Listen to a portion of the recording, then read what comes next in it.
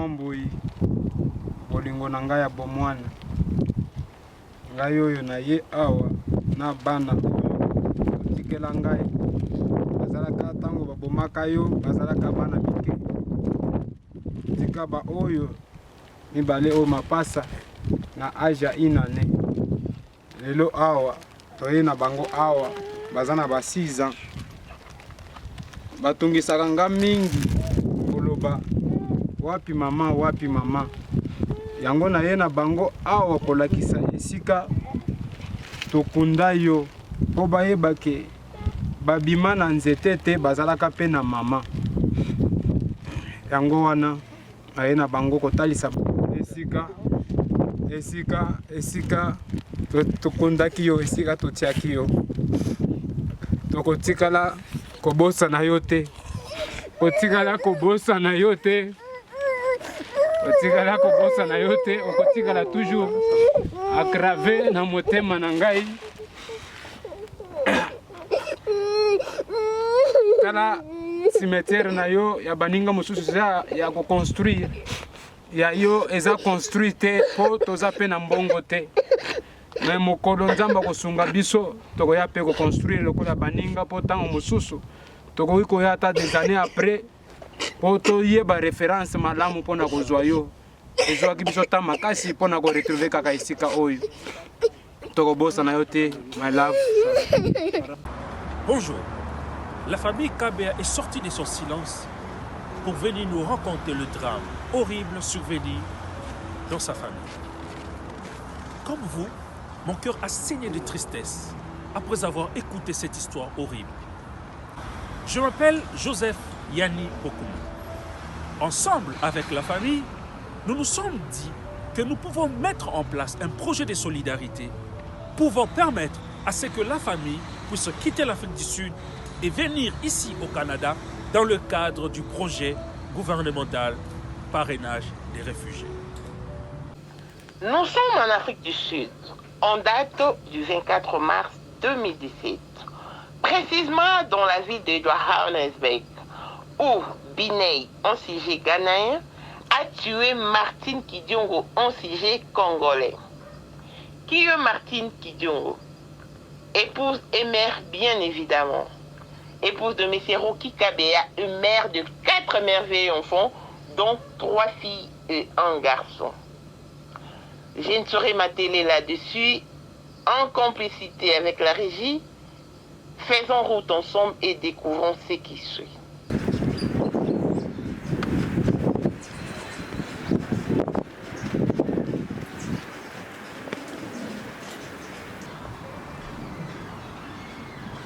Nous voilà arrivés dans la famille Kabea.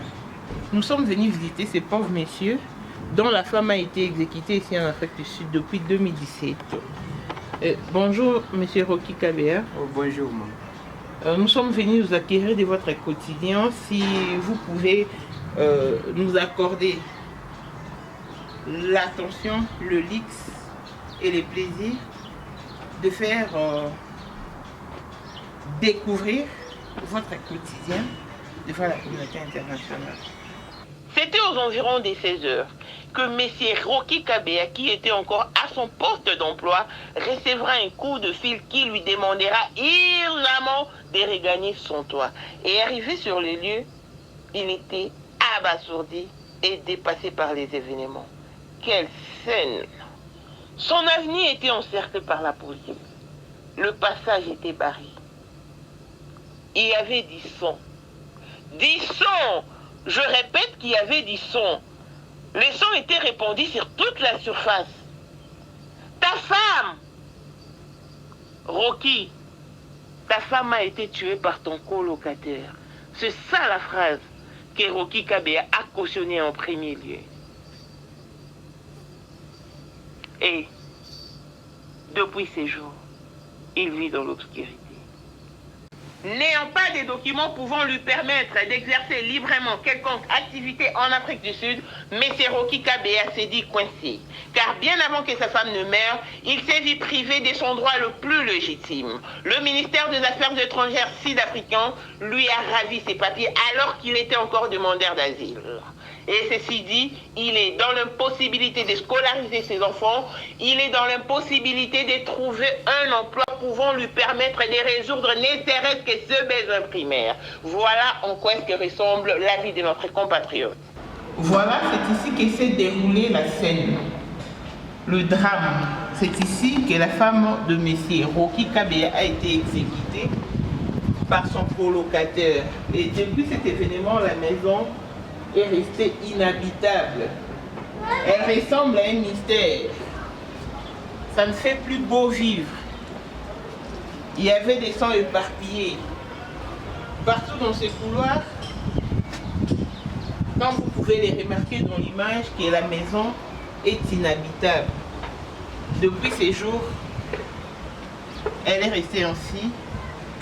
C'est dans ce fameux quartier de Rosenthal-Ville que la femme de M. Rocky Kabea a été exécutée par son colocataire. Triste réalité. Mais que voulez-vous?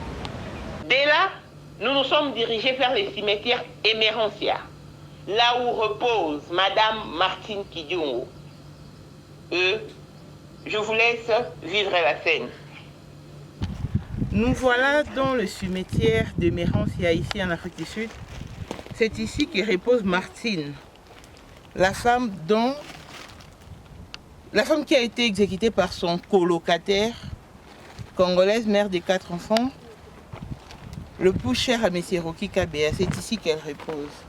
On a vraiment mis du temps pour retrouver son adresse, on a vraiment mis du temps pour retrouver sa dernière demeure. Mais on n'avait pas des choses devant du marché. Et nous voilà, on fait arriver après à peu près 2 heures du temps de recherche. Donc c'est ici qu'on repose. Et cette tombe nous servira de référence ou de point de repère parce que on a vraiment souffert. Voilà.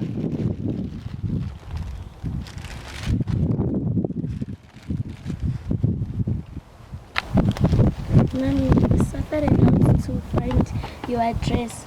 That's why I brought this picture here so that next time we come here, we can see you through this picture. Elle, c'est Blessing, la fille aînée de Martine Kidiongo, faisant une promesse à sa maman de revenir un jour poser la pierre tombale en honneur de sa maman, car d'après elle, nous avions mis du temps pour retrouver la dernière demeure de celle-ci. Et je vous assure que nous avions vraiment mis du temps. Et c'était pas facile. En guise de reconnaissance, voilà sa fille aînée qui dépose cette photo pour lui permettre de retrouver facilement la dernière demeure, sa maman, le jour qu'elle reviendra. Et Rocky Kabea qui a tenu quelques mots et a déposé quelques tuiles de fleurs sur la tombe de sa femme.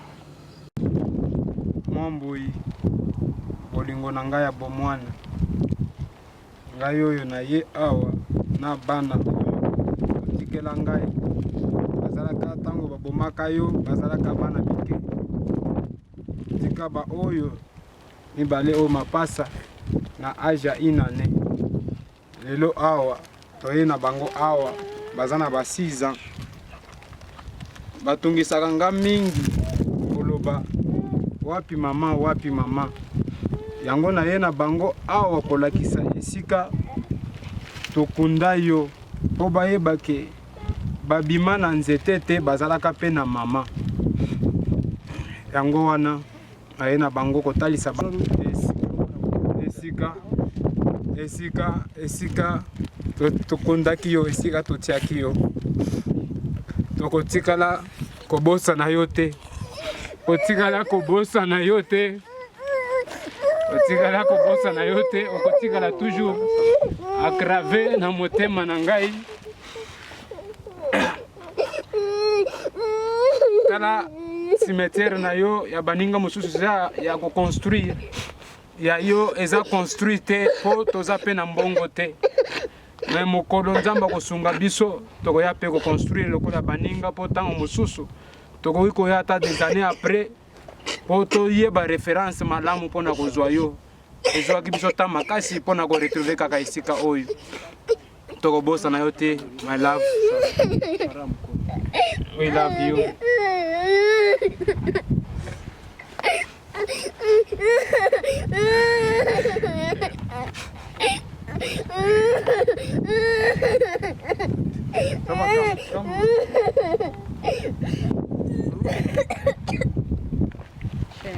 Calme, bébé.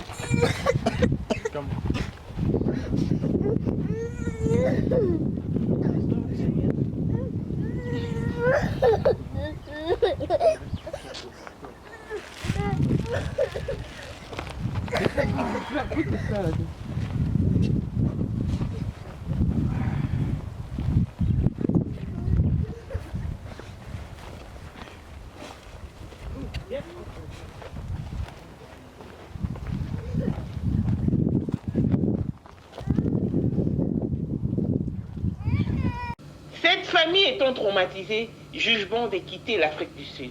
Car ne possédant pas de documents, elle ne peut évoluer normalement en Afrique du Sud. Les enfants n'ont pas droit à l'école, car les attestations de naissance de ces enfants n'ont jamais été délivrées.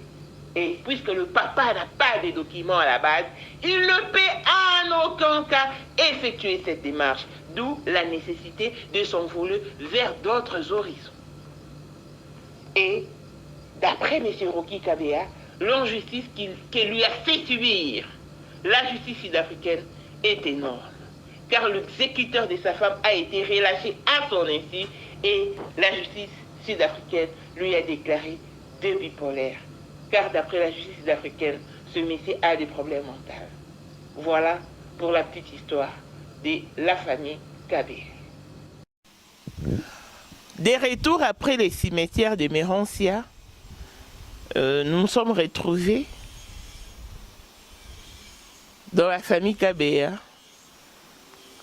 parce que cette famille a un message important à passer à la communauté, tant nationale qu'internationale. Je vais d'abord avoir quelques impressions de Rocky sur ce qu'a été notre journée au cimetière. Papa Rocky, Maman. nous sommes des retours au cimetière. Impression des années. Après avoir perdu votre femme pendant plusieurs années, au cimetière, Toluki tombe au monité après 1000 et une difficulté d'être pour retrouver place Bakundai. Tozongi, le temps de rafraîchir mémoire, de ce que tu veux conclure. Impression des années. Ah, en tout cas, merci beaucoup, Mamou. Ngai, tant que tokendaki cimetière, de touti cimetière, en tout cas, et yaki neti que susuko tumbo la pota, o ezalaki couvert pendant quelques années, du fait que tokendaki kuna en tout cas, et yoko sarangali susu mabe pena na mutema. Donc voilà. Tant que ça qui émission na Rocky Nabana. Juste après, Bandeko Bele réagissait qui merci pour toutes les personnes qui ont dû appeler Rocky. On a assisté financièrement, tant soit peu. Bosungaki, assistance et participation à Binozaki très très indispensable. Mais si après on a tous qui appellent les Bandeko Msusu na niveau à Canada, Babi Mamou le l'autre ko aider bango. Topé si bango bongo lobby. Dans 6 mois, dans une année, sort na bango ezala nini. Tomie to sunga bandeko balonga en Afrique du Sud. D'autant plus que papa na bana mikanda te. To luka ndenge ya ko aider bango. Il faut que na HCR, il faut ça ba démarche belé. To meke ko sangisa mayele. Ba organisme o to kenda ki balobi. Il faut famille o bazala parrainé par groupe de 5. Yon bo moni to zongi te otalisa bino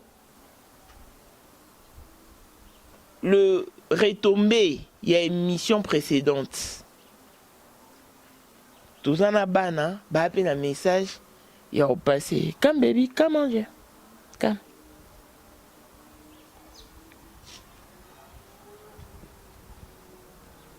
can you say something yeah tell them. Look at them and tell them your word. Talk, you can talk. Mponi papa na papa mama kombo yanga eza ruta ritskapea pado po simbisa biso po poto longa na mboka oyo tolingi yango lisusu te Zambe apambola bino. Ok, voilà.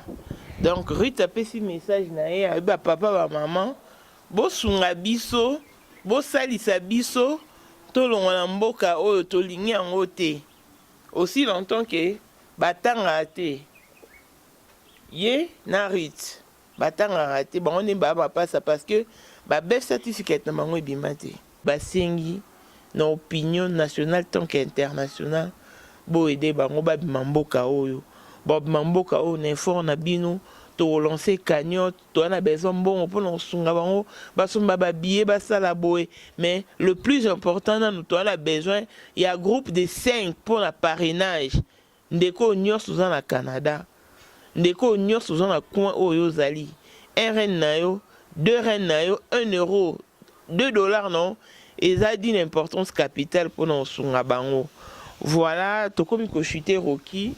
Et c'est juste pour nous passer le message. N'a évité Sosa Liloba au Coco Loba par rapport à l'émission précédente, dans l'émission Autosalis pour te conclure. Merci, ba papa, ba maman, ba leki, ba grande sœur, ba grand frère. Merci vraiment. Na musala malamu oyo bosalaki quand même bosunga ki biso vraiment makasi ya kolongola biso na étape oyo tozalaki.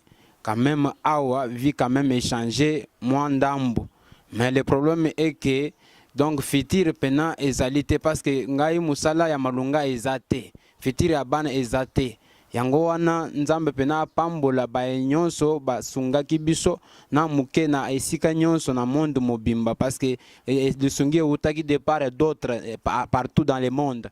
En tout cas je suis reconnaissant na nyonso bosale libiso quand même vie na biso échanger par rapport à ndenge tozaki liboso. En tout cas nzamba lola amona bino apambola bino isika nyonso bozali. Alors o tozokali ko senga kaka awa ezaka keno fitir pena ezate pona bana o parce que bosungi biso bien sûr mais toli esili awa ekozala toujours lisusu ko continuer awa siko toujours senga fitir po tolongo na mboko naza pe na mikanda te. Dolongo na mboko oyo et puis ezoko pesa biso toujours ko se souvenir toujours makambo en tout cas nous ne sommes pas à l'aise ici, ne sommes pas dans la paix donc tozali ko tungisama toujours donc tosenga na communauté congolaise et la diaspora en tout cas bosunga biso tolongo na mboka oyo lokola bandeko mosusu baza na Canada bandimi kosunga biso ko parrainer biso mais baza bakoki nombre o esengeli te tozana posa groupe de 5 en tout cas nzamba lola simba bino motema soki makoki ezali n'hésitez pas pardon nzambe apambola bino merci beaucoup. Ok, merci. Comme je disais tantôt, ça sera très ingrat de ma part si on a tangi ba kombote. Tant ça que mission na Rocky et na maman moko abenganga comme on maman lisi Magi akiki azala na Canada. Abi mamuna otindelo mbongo. Mbongo nanga na otinda kopesa Rocky te. Mbongo nanga na otinda mamuzwa Rocky na bana kende ko komisa histoire na bango na journal na ba newspaper ba komango na anglais ba komango na français kanga bango ba photo botindela nga na Canada na kende kokotsa na ba organisme na l'église ba edaka batu po na omona famille oyo ba na nécessité de voyager d'autant plus que ba na mikanda te ba na ba otanga te.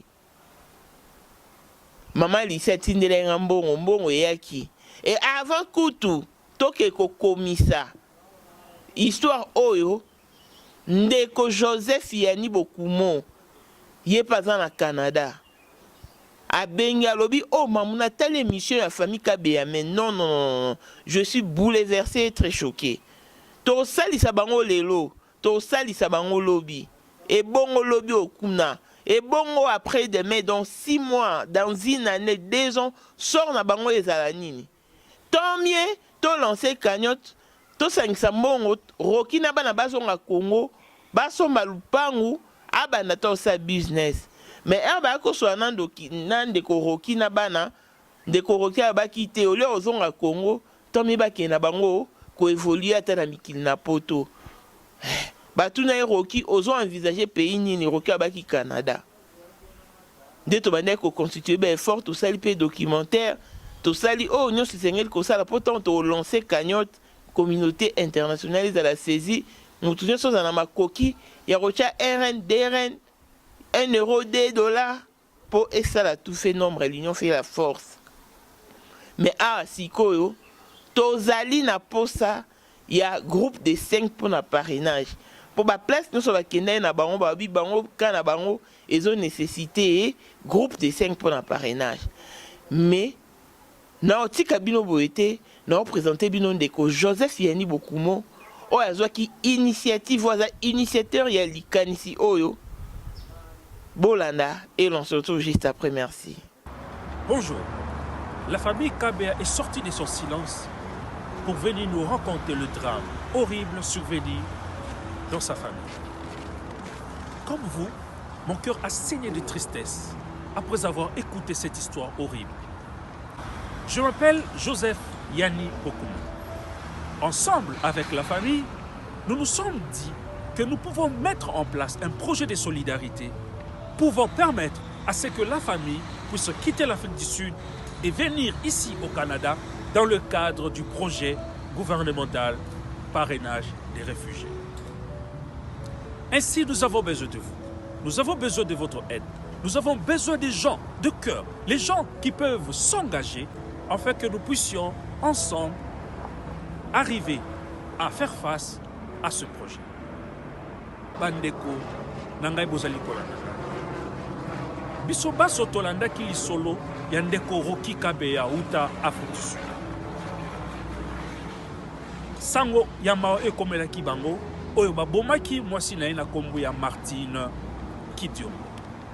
Na yango toyelelo liboso na bino elongo na libota kosenga na bino bandeko pour que tomeka ensemble kotia maboko pour que bandeko oyo balongwa na Afrique du Sud baya awa na Canada na cadre ya projet ya gouvernement oyo babeli na kombo ya parrainage des réfugiés. Ekoleka ndenge nini eloko ya yambo tozali kosenga na bandeko nyonso oyo bazali awa na kati ya Canada bomeka ko rejoindre biso na numéro oyo bozali komona na écran pour que ensemble totala lolenge nini tokoki kosangana pour que tosala groupe ya parrainage ndenge boyebi gouvernement ya Canada to pe ya Québec ezali na bosenga ya bato 5 oyo bakoki kosangana pour que ba parrainer ba réfugiés oyo bazwami libanda ya mboka. Bozanga te ko contacter biso pour na ba détail nyonso. Pour na bandeko bazali libanda ya mboka ya Canada to pe bazali bipai na bipai to sangi na bino bo rejoindre biso na kati ya élan oyo ya solidarité pour que ensemble toyeba na ko faire face na projet oyo ya parrainage ya bandeko la biso. Yo moto landi ngai soko tuti sami benga biso benzambe akopambola. Merci. Voilà, des retours sur ce plateau, vous en êtes témoin. Killer Bolandi Ndeko Joseph Yani Bokumo, pour qui j'ai beaucoup d'estime et de considération. Bolomona Ndeko Moko a aussi poumoné, a la charge Moko, fardeau Moko, Yalikambo et Taliété. Bah, comment on travaillait en collaboration dans Maman ici Magui, Akiki et Tosengi Bino. Assistance na bino lisusu to tendre bino loboko eza la fierté pour la diaspora lobi soki bayi oyo bazala mboka batuni biso bino diaspora bosala nini à part ko peksa musique ko détruire culture congolaise to laksa bango elembo to tiki sur les sables de l'histoire to sauva famille moko na Afrique du Sud biso diaspora bazanga mikanda baboma mwasi Bachuba et Bambeli 15 fois de suite. Bano batikala na inane o amapasa. Ba o batanga kapo o abota mara na Congo. Oyo tant babota kai mama zalaka na makasa zora mukanda na e. Mi balo batanga te po ba attestation de naissance bazwa te. Papa azala mukanda te baboto la e. Soki biso to betara to un jour to ba diaspora congolaise a laissé ses empreintes sur les sables de l'histoire en sauvant les orphelins Kabea.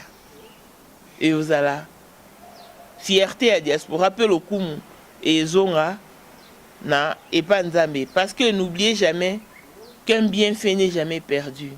Il est temps de sauver cette famille encore une fois de plus. Ba assistance tabino ekomaka mutu nyonso atindelanga mbongo ata 1 euro ata 20 $, mamuzwa mbongo komise paroki na komisaka, mais est insuffisant pour la survie na bango na mboko. Tosangisa maele o bomoni boza prêt pour na otendre bango loboko, bo parrainer bango, bo sala yango, bo hésiter te. Je sais et je toujours dit que la communauté congolaise est la communauté la plus bénie, la plus sensible. Émission est touchée sensibilité na bino. Tous les cas vont venir en aide na libota. Longévité et bonne santé à tous. Nous sommes en Afrique du Sud. Espérons que très prochainement, tant au lobby de la famille Kabea, vous allez en Afrique du Sud, vous allez ailleurs, na Canada, locaux les a soumis là-bas. L'on se retrouve au prochain numéro. Bye bye.